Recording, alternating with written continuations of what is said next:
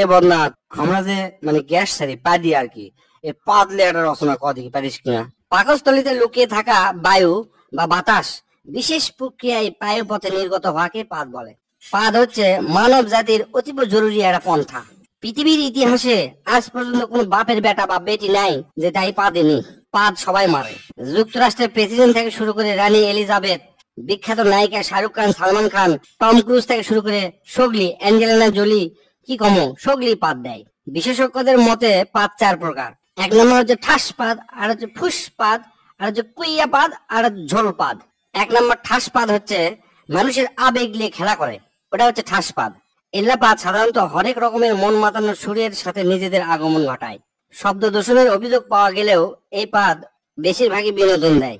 জোরে জোরে পাদের শব্দ শুনে মানুষজন হাসাহাসি করে, উনি অক দোষ দেয়, উনি অক দোষ দেয়, সেজন্য চরম একটা মজা হয়।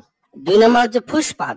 এ পাদ নিজেকে মুক্ত করার জন্য পায়ে পতত আসে আকুপাকু করে, তারপর শব্দ ছাড়া ফুস করে বের হয়, একই হচ্ছে ফুসপাদ বলে।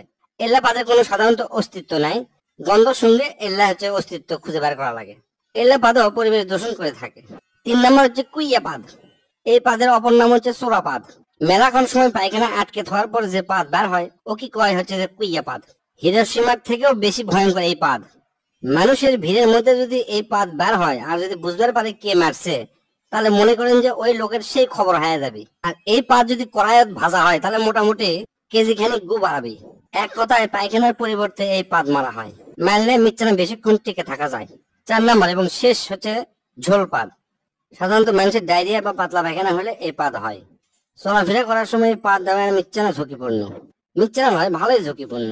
রিক্স নিয়ে পুক করে পাদ মারবেন, মনে হবে যে পাদি মারবো, কিন্তু তা নয়, পাদের সাথে ঝোল বের হয়ে প্যান ট্যান সব হলুদ হয়ে যাবে।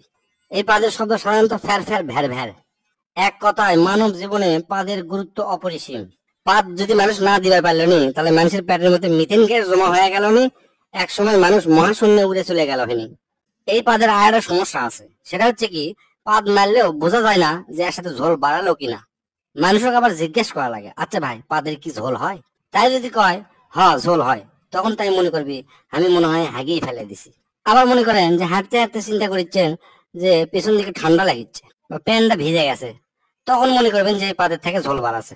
এই চার প্রকার পাদের মধ্যে প্রথম দুটো একটু আরামদায়ক, মানে দেওয়ার পরে শান্তি পাওয়া যায়, কিন্তু পরের দুটা হচ্ছে যে খুবই সাংঘাতিক। তাই যাই যেটি থাকেন বুঝে শুনে পাতবেন, পাতলে পেট ক্লিয়ার হয়, পেটের গ্যাস বের হয়ে যায়, খুবই আরামদায়ক একটা জিনিস। আর চার নাম্বার হচ্ছে ঝোল পাত দেওয়ার আগেই ডাক্তারের সাথে যোগাযোগ করবেন যেন ঝোল পাতটা না বের হয়। স্যার কেঙ্কা আছে? তুই তো আমাকে চোদ্দ মানে ফেলে দিল রে। তুই আমাকে এত সুন্দর করে বুঝে দিব আমি ধারণাও করতে পারিনি।